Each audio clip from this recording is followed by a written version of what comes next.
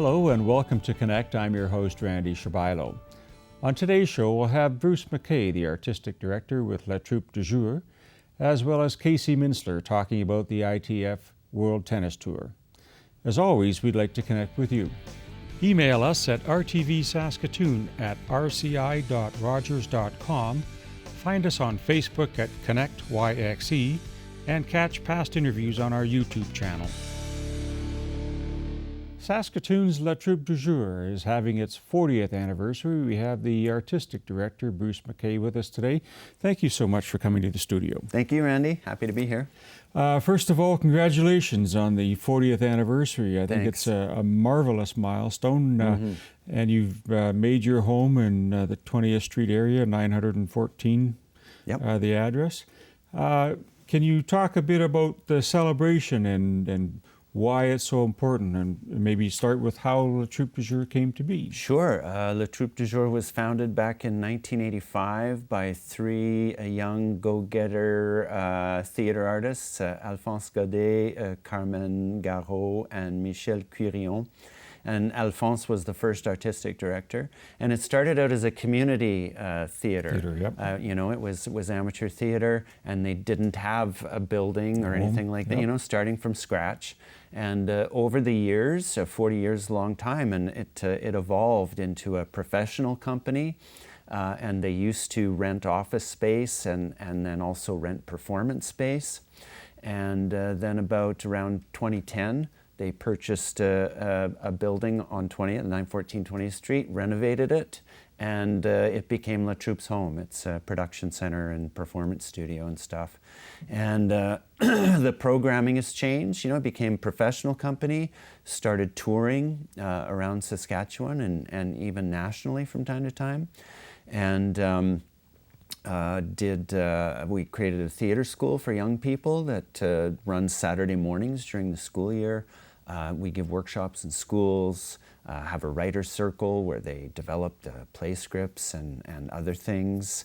And so the company has grown and changed quite a bit over the 40 years. I really admire just the grassroots initiative and how that's come to be year after year, decade after decade, and now having the sense of permanence, if you will, with a physical structure and that professional term, I guess you would use.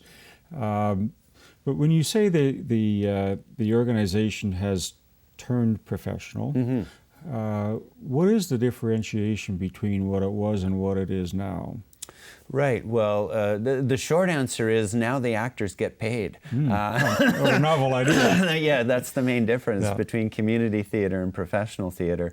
So we actually we're a unique theater company in that we have kind of a hybrid mandate, because we still do a community play each season, where the director, stage manager, and the designers will be paid professionals, but the performers will be amateur volunteers from the community. So we do that every year, and we also do purely professional productions where everybody is paid professional. So because, and the reason for that is, because we're a French language company. So we also are a community organization. We are part of and serve the Francescois community. So it's important for us to invite the community in for things like a community production, as well as to present our professional productions. So it's a bit of a mixed breed that way, and it serves the community and the we have a provincial mandate, so it serves the whole province very well. Do you take the shows on the road, I guess, in that sense? Is that a predetermined thing with your role? I would imagine you're trying to say, this is a good play, this one might be better if we toured with, and this one not so much. We don't take all the shows on the road, and it takes quite a bit of planning ahead, in terms of budgeting for all of that. But as I said, we have a provincial mandate, so we have kind of an ongoing obligation to make sure we get out there, about once a year on average with something that we can take. So the last several years, we've done a biannual summer tour Like every second year, we'll take a summer show, which would be performed outdoors in parks or even backyards, stuff like that. And we take shows.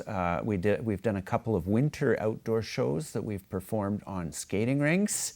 Outdoors in Saskatchewan. Those are short shows because you don't want to be out. Exactly. You don't want your audience standing around in January outdoors for very long.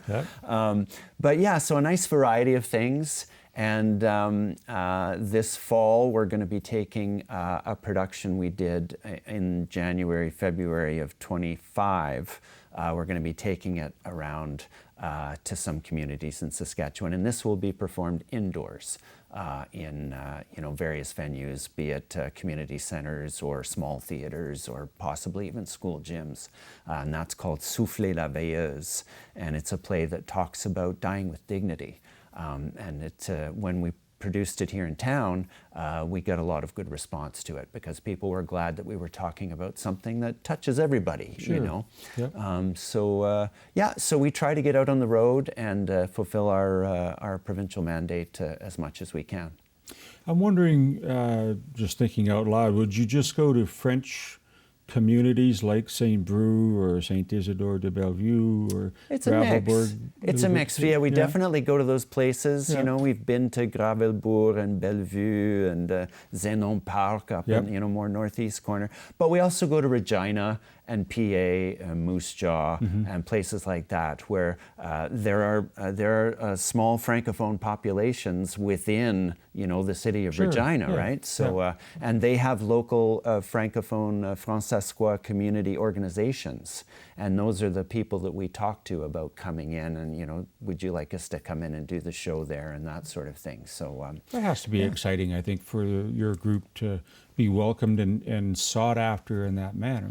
Yeah, it is, and it's good for the Francophones in the province to have cultural activities that they can go to. Because the thing about theater is it is by its nature something that brings people together, right? That's the whole deal. You get together and a group of people watches the show together, and then we'll discuss it after. We often have like question answer with the artists after and if there's a reception in the lobby or whatever, people will mill about and talk about the show they've just seen. And it's an opportunity for, the Francophones in whichever community we're in to gather and speak French and have a French cultural experience. So, it's important because a lot of people in Canada, sometimes they think, oh, well, French is Quebec, but not exclusively so at all. There's a lot of Francophones outside Quebec from coast to coast. So they love their language and their community, and we're a small part of serving that community with some cultural stuff they can enjoy together. Well, I found it very lively and entertaining when I have attended in the past. Can you share with the audience members that if they did want to attend a show and they didn't speak French, is there a way to follow? Or there sure is. Yeah, our performances that we do in studio, which we've just renamed actually the Ian C. Nelson studio.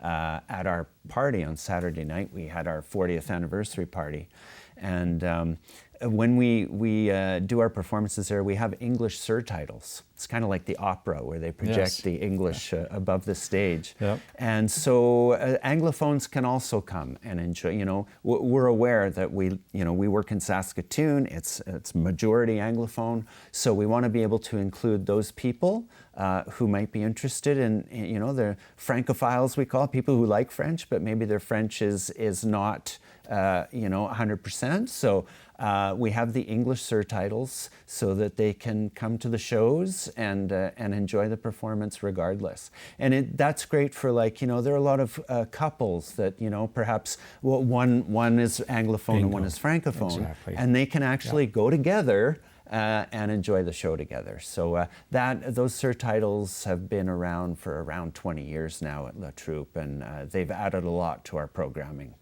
So it's something to to be inclusive, I guess, that it's not just solely, it's welcoming to all, I think. Exactly. We want to be inclusive and make the programming as accessible as possible. So. I've found that French wine helps me understand the language much better.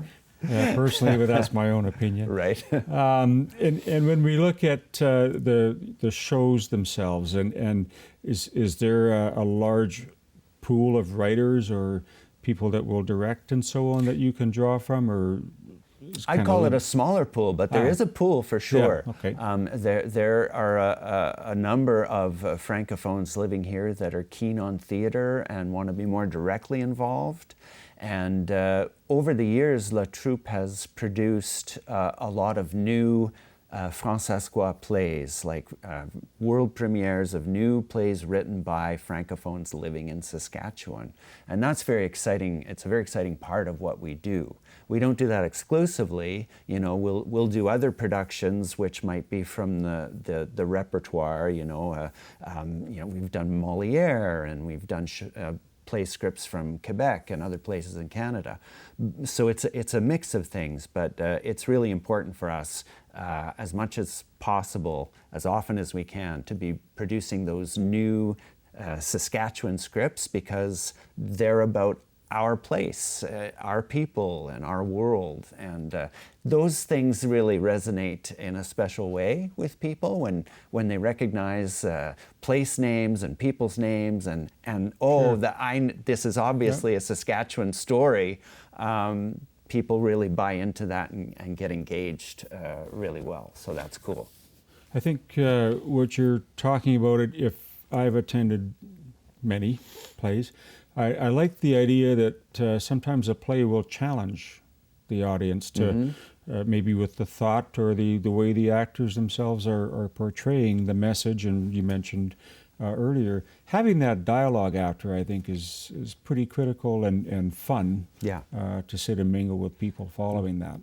Yep. In recent years, a lot of theater companies have sort of formalized that process, like that they will advertise, hey, at these performances, we will have an artist talk back after the show, and you can stay and ask questions of the writers or the actors or whatever. That's always fun. Yeah, and it is always fun. I enjoy those discussions a lot, because you get a whole range of questions. You know, some of them are simple, like, you know, how long did you rehearse this show, that sort of thing. But some of them are more about, you know, well, where did you get that idea, and why did you want to talk about that? And those are always engaging conversations. Yeah, I like those a lot. Bruce, I want to thank you so much for all the work you've done, the organization, and congratulations on 40 years with the organization of Le Troupe du Jour. Many more to come, and we'll see you this fall at many more shows. Thanks so much. We'll do our season launch in September and tell everybody what our shows are for next year. And here's to another 40 years. Right on. Thank you, man. Thanks. Stay with us, folks. We'll be right back.